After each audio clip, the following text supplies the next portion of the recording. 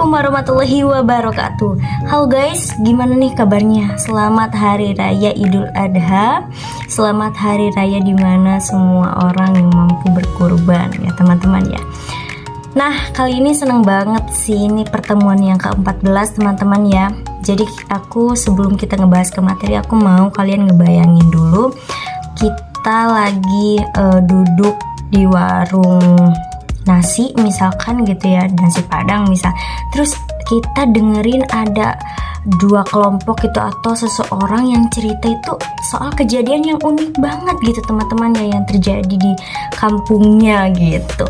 Nah, pas kita lihat-lihat ternyata cara dia bercerita hidup itu ternyata penuh banget gitu sama emosi, ada tawanya, ada keharuannya. Terus juga bahkan kita sampai-sampai ngedengernya itu bisa ngebayangin tempatnya bagaimana, kejadiannya bagaimana gitu ya. Ya intinya kita sangat terbawa sama suasananya. Nah, jadi teman-teman itu sama kita bisa masuk ke dalam pembahasan kali ini, yaitu aku bakal ngebahas tentang esensi dalam creative writing gitu ya, atau menyampaikan sesuatu yang biasa dengan cara yang luar biasa gitu.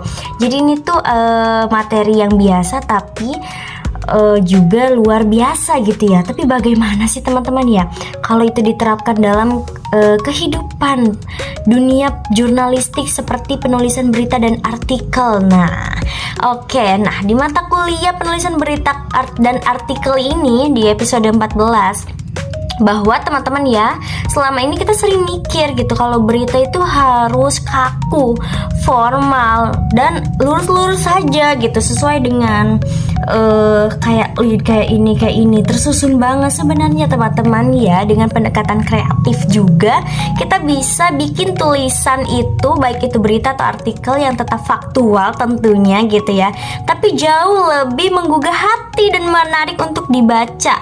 Ya intinya berita boleh serius teman-teman ya, tapi tetap cara menyampaikannya itu bisa punya jiwa gitu. Jadi kita bisa menyampaikan suatu peristiwa atau kejadian dengan menarik, tertarik, sehingga seseorang yang membaca artikel dan berita kita itu menjadi terbawa dengan suasana apa yang telah kita sampaikan gitu melalui publik gitu teman-teman ya. Nah, misalnya nih dibanding nulis misal seorang kakek menyapu halaman masjid di setiap pagi, tapi kita bisa menjadikan lebih menyentuh kalau misalkan itu bisa dibilang kayak gini teman-teman ya. Misal bukan sekedar menyapu halaman masjid, misalkan kita sebut Padana misalkan ya. Padana juga menyapu sepi dari hidupnya dengan sapu dan doa yang tak pernah ia tinggalkan sejak istrinya berpulang ke rahmatullah. Nah, itu lebih kayak ini ya teman-teman ya, lebih kayak menyentuh gitunya. Nah, di situ kita bisa lihat bedanya teman-teman ya, tentunya sama-sama fakta, dimana keduanya itu ya sama-sama bahwa Padana itu kita sebut misal menyapu halaman masjid gitu ya. Nah, di penulisan berita ini creative writing gitu ya teman-teman ya, bahwa bisa masuk lewat lead. Tahu kan lead itu apa? Yaitu teras berita.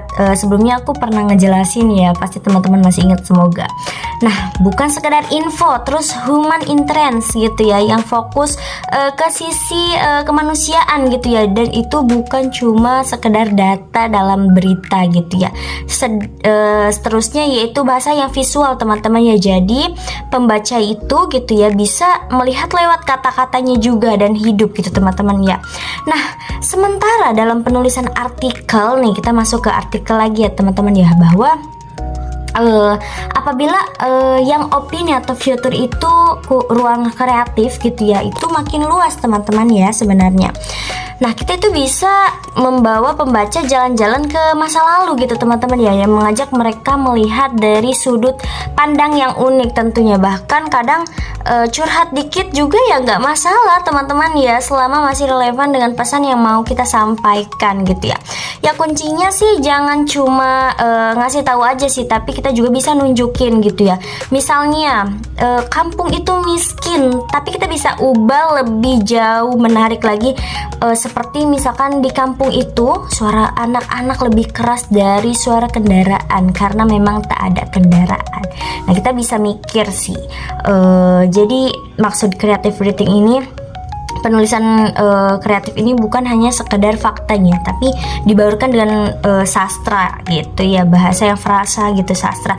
Namun tetap dengan keakuratannya, dengan faktual. Jangan sampai kita saking ingin adanya diksi gitu, kata-kata yang lebih dramatis, kita sampai mengurangi poin utamanya, yaitu tetap dengan kejadian fakta gitu ya. Nah, dan kalau misalkan kita ingin mulai latihan nih teman-teman ya, kita bisa yang pertama yaitu ambil berita singkat dulu deh dari koran atau enggak dari berita-berita online di HP kalian gitu. Terus selanjutnya coba kalian tulis ulang jadi future gitu ya. Jadi pakai gayanya itu naratif teman-teman ya. Terus kalian juga bisa pilih satu tokoh sederhana di sekitar kalian deh yang kalian suka gitu, dan kita bisa ceritakan kembali dengan lebih hidup gitu ya, dalam bentuk artikel yang menyentuh.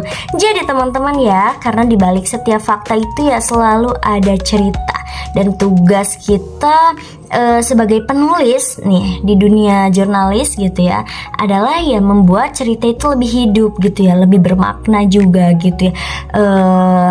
Jadi terlepas dari creative writing ini, walaupun misalkan penulisannya lebih menarik dan lebih hidup atau enggak lebih apa ya, ada bumbu-bumbu bahasa yang indah gitu, sehingga orang-orang itu tertarik, kita jangan sampai kehilangan esensi poin utamanya, yaitu faktual dan akurat teman-teman ya. Kita harus sesuai dengan kode etik jurnalis gitu. Nah, gimana nih teman-teman di pembahasan kali ini tentang creative writing gitu ya. Semoga sangat bermanfaat, apalagi Learning Journal ini dari episode 1, 2, 3 sampai ke 14 ini aku terharu banget sih. Ini keren banget, walaupun misalkan editan aku itu kurang wow gitu ya, tapi aku kayak seneng sekali gitu ya, sampai di channel YouTube aku itu ya emang gak ada yang nonton gitu ya. Tapi ini buat kenang-kenangan aku sih di semester 4 di mata kuliah penulisan berita dan artikel. Kebetulan dosen pengampu Bapak Adi Kusuma, terima kasih atas bimbingannya Bapak, semoga berkah selalu. Banyak pelajaran yang dapat saya ambil di mata kuliah ini, atau enggak di mata kuliah yang Bapak ampu. Beliau sangat keren sih menurut saya gitu ya. Jadi mungkin cukup sekian dari saya teman-teman ya. Sebelumnya mohon maaf lahir dan batin. Assalamualaikum warahmatullahi wabarakatuh.